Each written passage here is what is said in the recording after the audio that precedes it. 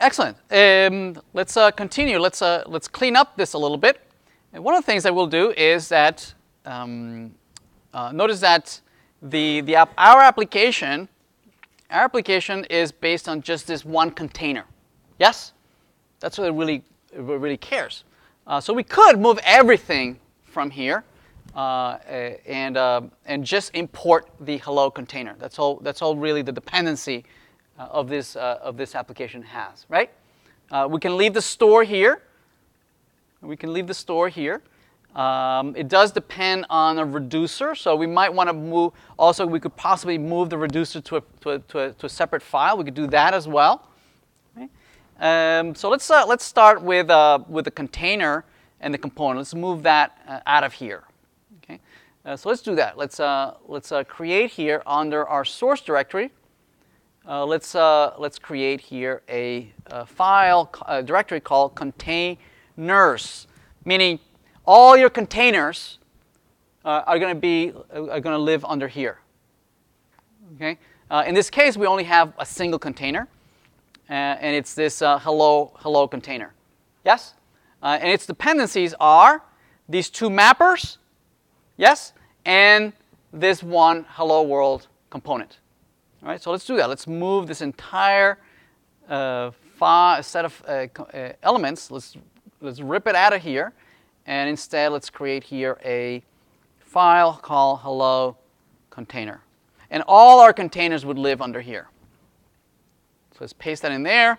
We'll need a couple things here. We'll need to import React from React, right? What else we might need? Let's see. Anything else that we need?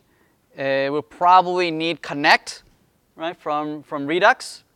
So that we'll probably need import connect from React Redux. Any other dependencies? I think that's it. All right. So now we can go back to our index, and we'll need to export this. We'll export this container. We'll say export default hello container. We'll export that. And then from our index, we can import it. Say import. This probably is broken. Yes, it's broken. It's the we're gonna bring the hello. Hello. What was it called? Hello container from containers, and then hello containers.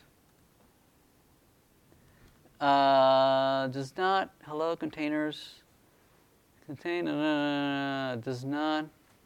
Isn't that what I called it? Oh, maybe, do I need this? No.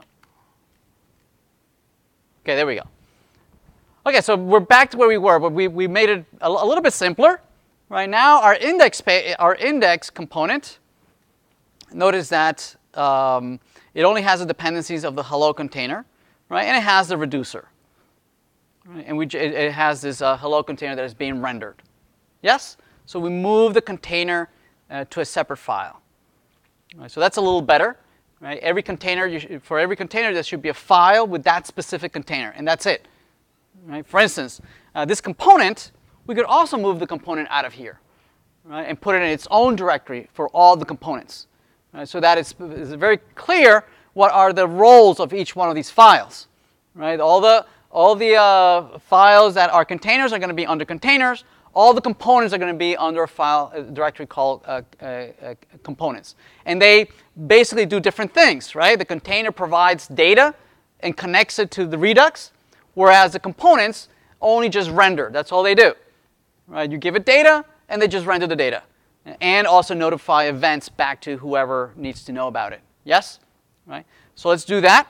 Let's move also the hello component out of here inside of a file, a directory called all components. So all the components are going to live here.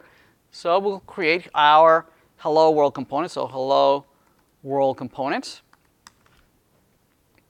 And let's move our hello world from here. Copy. And let's move it in here. Here, the only dependency that we'll probably need, because we're using JSX, right? We're using this the syntax. We'll need React. We only need React here. So import React from React. That's all we really need. That's all. And that's the beauty of this, right? You're minimizing your dependencies, right? You just need to pass me a message and 2 functions, right? All right, so now I don't need this. I can remove that. I'll probably need to export this, export. Right? And here I can just import it and say import. Actually, I think it'll pick it up if I just type this, hello world. Okay, notice that it imported it for me. Right? There was no need for me to type it. It imported it for me. And we're back where we were. Okay, so we have these 2 things working. We have the container in one single file. We have the component in its own file, right? And now you have a reusable little Lego blocks, right? That you can render anywhere you want, right? As long as you have these connectors, right? And again, the only responsibility of the container is to do the mapping, right, of these dispatchers and whatnot. Okay. Everybody good? All right. All right. So let's keep making this a little bit more generic. Let's see. There's something that is very, very common. Okay, is that instead of having this dispatch functions generate these JSON objects, oftentimes these JSON objects are also computed, right? They need to be calculated on the fly, especially if they need to pass any arguments here. Right? These arguments sometimes you need to iterate over data, concatenate certain things, compute something, and then pass it as some argument for the reducer, to work on them. Right? So oftentimes these dispatchers, right? These dispatchers are themselves wrapped into what are called action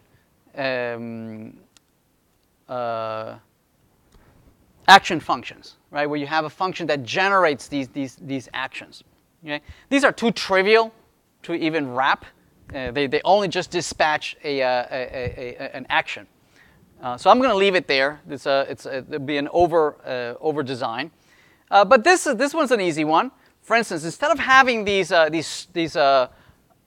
constants, right, as strings, ideally we want to wrap them in something a little bit more high level. Right? For instance, a constants, right, where you have a list of all your constants in a file that only has constants. Right? That's a very common technique. So let's do that. Right, so we might have here a list of actions. All the actions possible would be listed in here, perhaps under an index file, index.js. And in here, you might export all your actions, all the possible actions. So this might be export, constant, the name of your action, message 1, and it has as value some magical value that might mean something to you, to your application. And you export it, and you list here all your actions in one single file. Well, unless you have way too many actions, and you might want to split them up into multiple files, right? Maybe maybe you want to do it by feature, right? All the actions that deal with courses, adding a course, removing a course, changing a course, deleting a course. So all the actions related to courses, maybe you put them in one single file.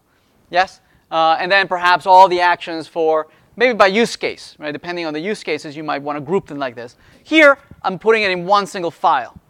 Everybody good? Right? And then, instead of using this hard-coded string, right, I would import those actions that I need. Right? So for instance, I might import message 1 from index, and then message 2, also from actions index. Yes? Right? And then, instead of using the low-level strings, I might use the constants. Make sense? Right? Instead. Right? This is good practice, not to use hard-coded strings, but instead encapsulate them in constants. Okay? right? We might also do that in the reducer. Somewhere in the reducer here, instead of comparing against strings, this is very error prone if you use an actual string.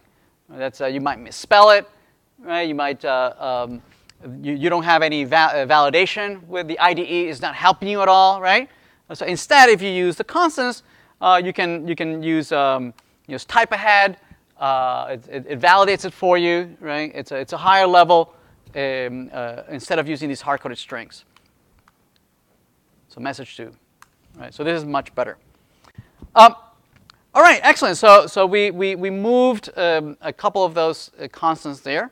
Let's take a look at now, for instance, moving the reducer also away from here and putting it in its own file as well, right? And you might end up with multiple reducers, yes? Not just one here, but that too should live in its own directory. So you might have a directory that has all your reducers. So this might be reducers, okay?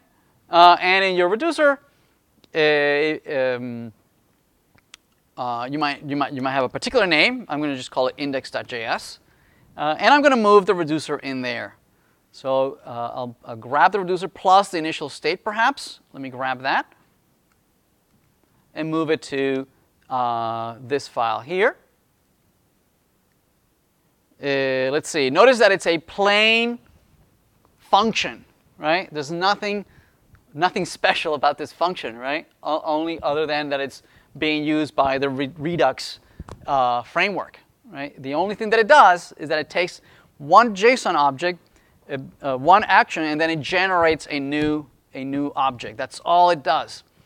And I'm going to export this. So export.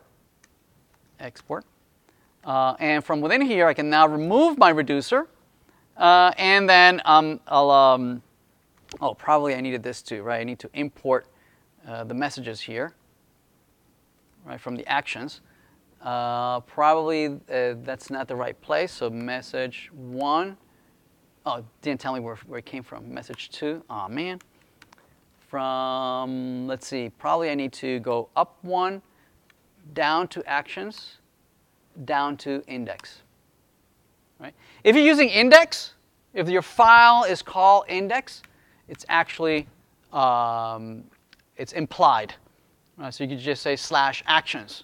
If you don't say which file you're importing from, it assumes that it's index. Okay? All right, so now this is broken, obviously, because we don't have a reducer. So let's load our reducer. So import the reducer from reducer's index. And we're back where we were. Right? Because I put my reducer in an index file, it's implied, so I can take it out. Right? I can leave it in, that's fine. And this still works. Okay? Everybody okay? Yes? Makes sense?